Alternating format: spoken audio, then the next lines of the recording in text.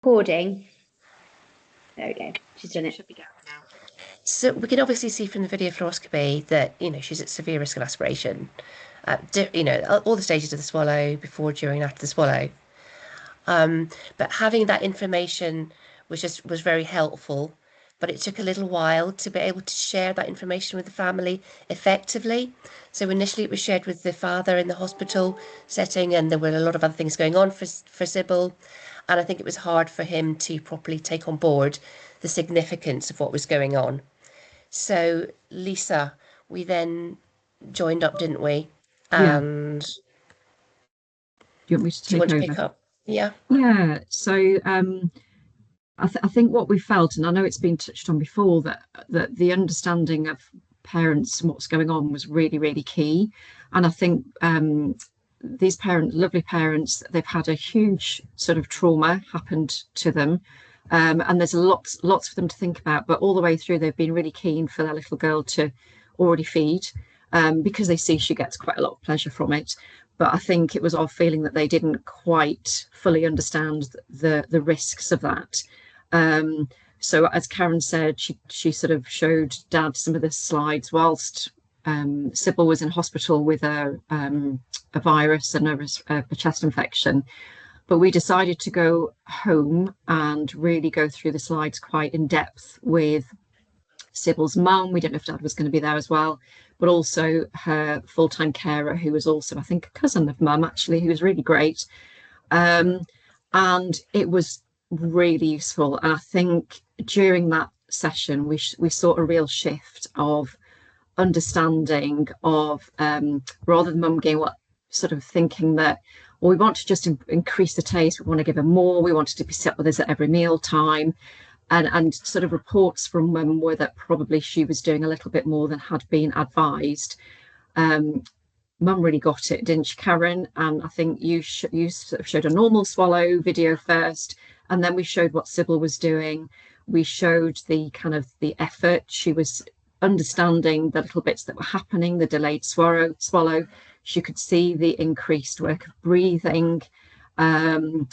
And actually, there was a real shift, I think, after that, as to Mum sort of going, she still wanted to feed Sybil. She still really she still felt that she got a lot from it, but she was much more on board with our recommendations following that. I think what we'd also said to Mum and Dad, is that we wanted to have an MDT. She's got a lot of professionals involved with her. It's been a really sort of tricky case, I think, for us in Leicestershire. Lots of key professionals involved, and we wanted to have a meeting with those to go through the VF results, to go through our recommendations, and also parents' wishes. But we wanted to meet with parents first, and we wanted them to go into that meeting with a bit of an understanding as to where we were at, and actually for the three of us, I guess, Karen, I, and parents, to be together on what the recommendations were when we were talking about it with the MDT. So it took a long time to organise, as you can imagine, with respiratory consultants, ENT, neurologist, respiratory physio, paediatrician. It took a long while for us to get everybody together on a Teams call. I think we had everybody there, actually, apart from the paediatrician, who gave us some really good input beforehand. And we presented, what she was doing currently, the VF results, parental wishes, what our recommendations were. And all were in agreement that this was really positive for Sybil in terms of her quality of life. They felt that the risk was deemed sort of appropriate for her. And the recommendations that we'd put in place were appropriate. So what we were sort of agreeing were, a bit like before, she would only have oral tastes if her seating was really good. Some days she finds it really difficult to get seated properly. If her dystonic movements were well controlled, if her secretions were being well controlled, and actually if she was well, we agreed that she should be having strong tastes. It seemed to kind of be much, increase that oral stage for Sybil. And actually we agreed that 2 to 3 maximum tastes were enough at one time. I think on the VF she had much more than that, didn't she, Karen, for assessment purposes, and it really shows that she tires very, very easily. So all were in agreement that that actually for her was a good plan. We all agreed to monitor her admissions for chest infections and any correlations to recent oral feeding. She tends to maybe have oral tastes around about twice a week. It's not a lot. She doesn't do it every day. Mum is certainly not feeling like she needs to be doing it every day, I think, after this discussions with us. Yeah, we need to keep oral taste to a minimum and under control conditions, as I've just described. And all those feeding her need to be aware of that.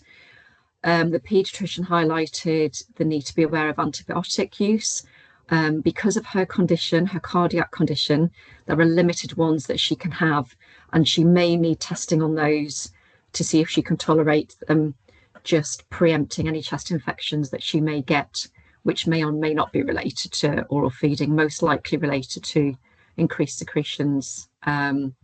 And we all agreed to keep in touch if anything was highlighted from a respiratory point of view, from an ENT point of view, neurology point of view, that might impact her ability to have oral tastes.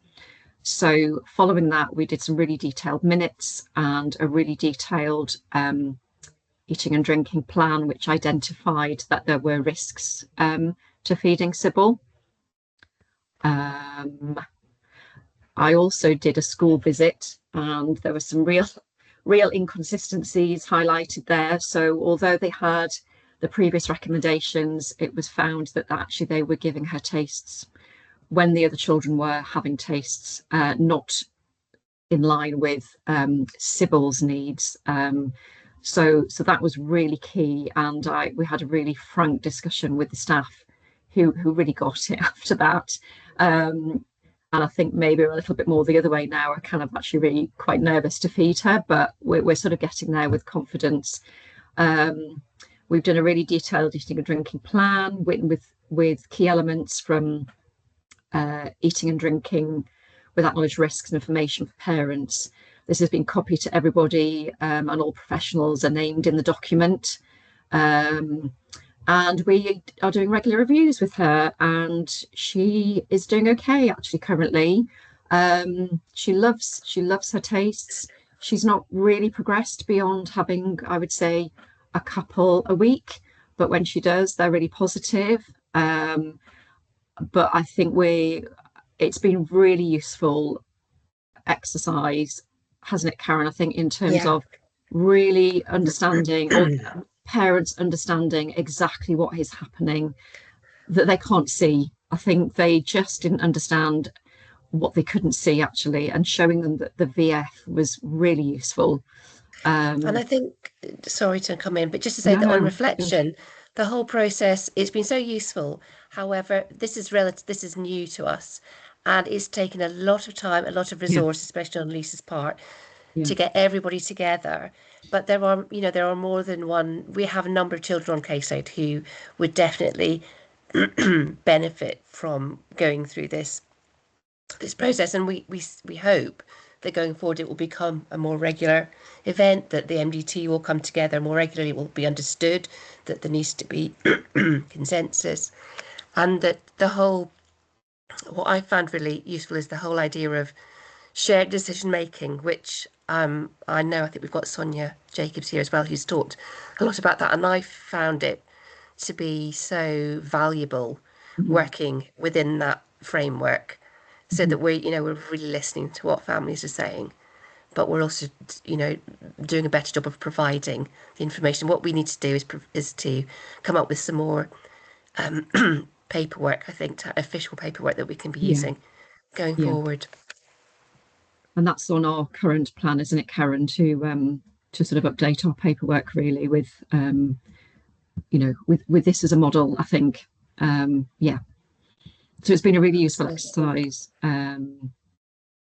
So I guess, we've done that in 20 minutes, which is brilliant, which is good. So any questions really before I have to shoot off, I'm afraid, quite promptly, in about 5 minutes.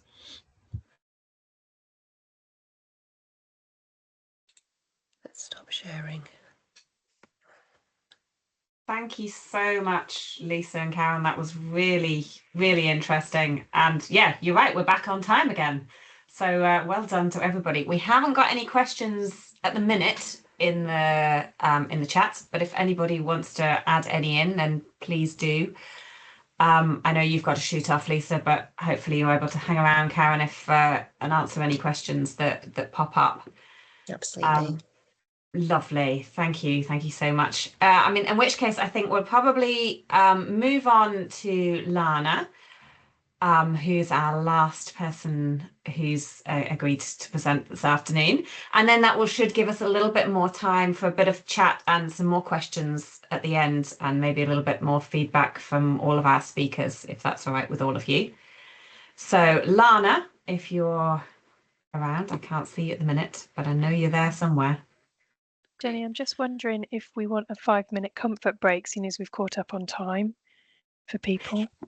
Absolutely, yes. If people would like that, yes, yeah. By all means, grab yourself a quick cuppa, get yourself comfortable. Yes, we shall come back. I guess ready to start then on time at 3:30, if that's all right with everybody. Yeah, Yeah, sounds just good. kind of take 5 minutes, and then Lana can get everything lined up. Brilliant. Thank you very much. See you all in a few minutes.